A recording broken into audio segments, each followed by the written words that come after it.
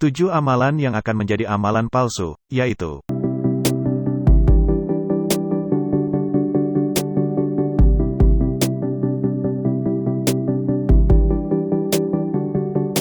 1.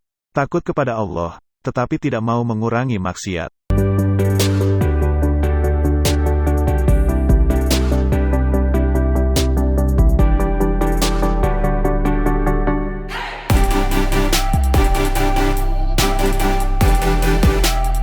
2. Percaya dan mengharap pahala dari Allah, tetapi enggan beramal atau beribadah.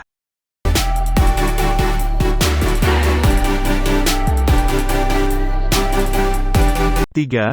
Berniat akan berbakti kepada Allah, tetapi tidak dilakukan dengan kenyataan.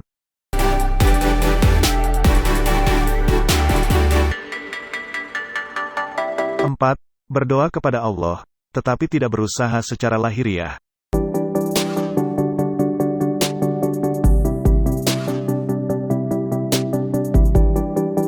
5. Mohon ampun atau istighfar kepada Allah, tetapi tidak menyesali dosa yang dilakukannya.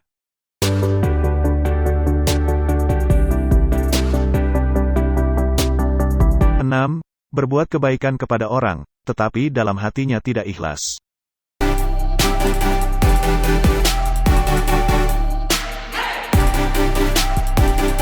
7. Sungguh-sungguh dalam beramal atau beribadah, tetapi tidak ikhlas dalam mengharap ridho Allah.